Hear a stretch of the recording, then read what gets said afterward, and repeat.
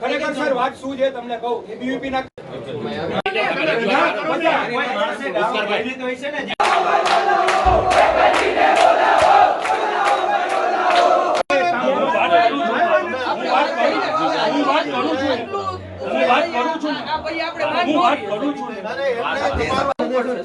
મારી વાત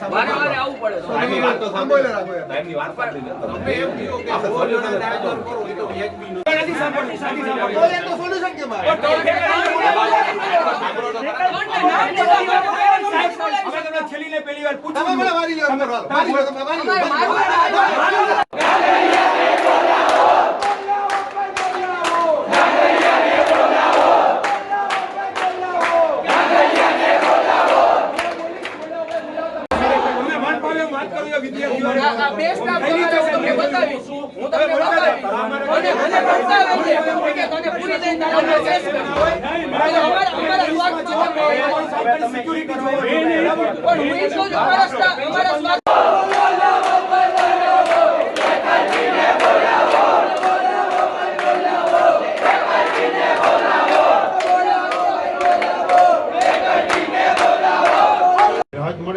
અરે સાહેબ એવું ના હોય કોઈ નહીં સાહેબ ગુનેગારો જેલમાં ભાગીને આવે ને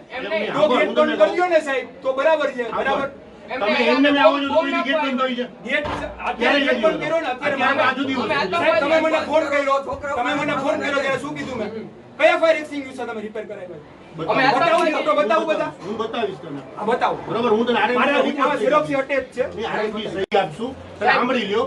એને સાંભળો તમે એને દેજો પણ પેલા સાંભળી લ્યો જો એક તો સાઇટ પ્રેઝન્સ નથી બીજી વસ્તુ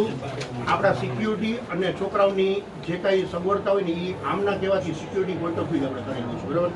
બીજી વસ્તુ એટલે એમને અમે વિદ્યાર્થીઓને મારવા એમને એને કીધું 5 જણા અંદર આવશે વિદ્યાર્થીઓને સેફટી એટલે શું અમે મારવા આવ્યા હતા વિદ્યાર્થીઓને તમે સમજ્યા નહીં અમે આતંકવાદી સાંભળો એવું કોઈ કે સ્ટેટમેન્ટ તમે તમારા મનથી ન બોલો પણ તો હું બોલો એનો મતલબ એવો જ થાય સાંભળો તમે જે 5 જણ અંદર આવે ને એના માટે ની વાત કરી બતાવવાની પહેલા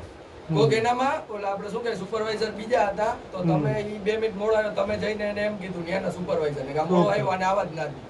તો જે સુપરવાઇઝર ક્લાસમાં જ એને વાંધો નથી તો તમે કેમ કહી શકો અને બીજું ઈ કે તમે એના ઘરે ફોન કર્યો તો પપ્પાને એમ કીધું કે ઈ સિગરેટ પીવે છે ઈ સ્વામિનારાયણ માણસ છે કોઈ દી સિગરેટ નથી પીતો તો તમે એના ઘરે એમ કેમ કહી શકો એબીવીપી કાર્ય બીજી વસ્તુ તમે લોકો રજૂઆત કરવા આવ્યા છો તમારી રજૂઆત જે કાંઈ હશે અમે લઈ લેશું અને અમે સાંભળવા રેડી છે બીજી વસ્તુ તમે ફાયર એક્ઝિસ્ટન કહો છો ને એના દરેક ડોક્યુમેન્ટ છે ને આરએનબી કરે છે અને આરએનબી તમને પહોંચાડવામાં આવશે જે કેસો અને આપણું બધું જ કોન્ટ્રાક્ટ છે ને આરએનબી ને દીધેલું છે કારણ કે આપણું ગવર્મેન્ટ છે અને અત્યારના 1 લાખ કેપેસિટીનો આપણે હમણાં જ સમ બનાવી રહ્યા છીએ અહીંયા એ સ્પેશિયલી ફાયર માટેનો જ છે એ સિવાયની તમારી રજૂઆત હોય તો અમને કહેજો અમે સાંભળશું સાહેબ ઘણી રજૂઆત છે ફેકલ્ટી આવે પછી ફેકલ્ટી કોણ ક્યાં આવું તો કરજો વિડિયો હા કરી લો રોજ તાળા લાગ્યો રોજ 500 જણાને લઈને આવીને તાળા મરાવીશો એ સ્ટેટમેન્ટ દેજો તમે હા સ્ટેટમેન્ટ છે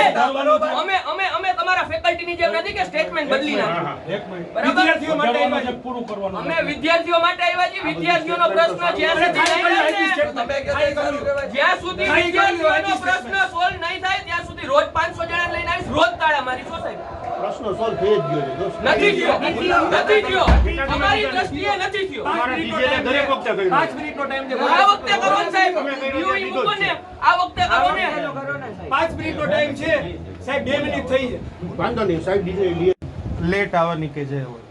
એટલે લેટ જે આવ્યો હશે થોડીક વાર માટે 2 મિનિટ કે વાંધો નહીં 2 મિનિટ હોય 1 મિનિટ ગણી લે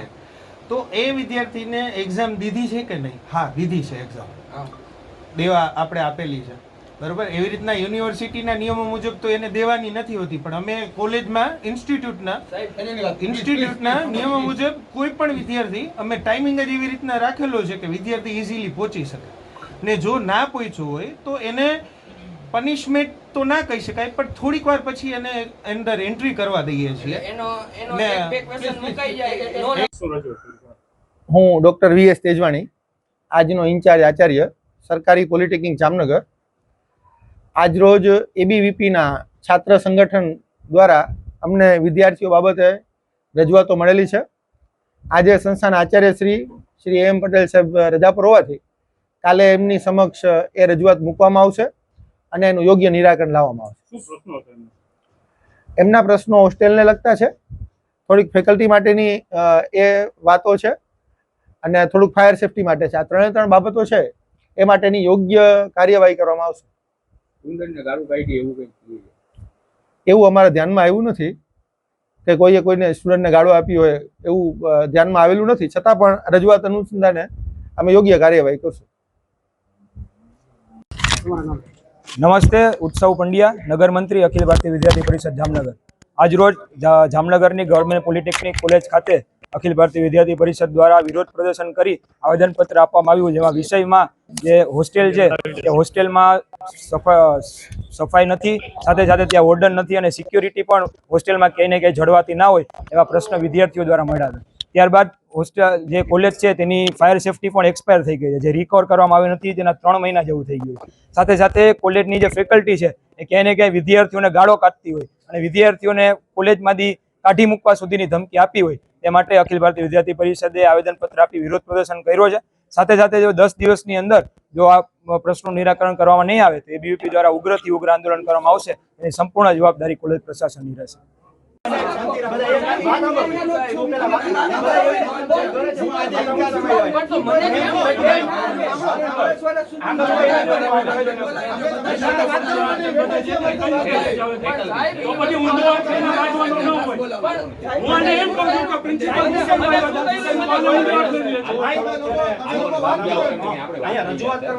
વિષય ઉપર હોય ફેકલ્ટી ગાળું કાઢે સાહેબ, હું કઈ મારો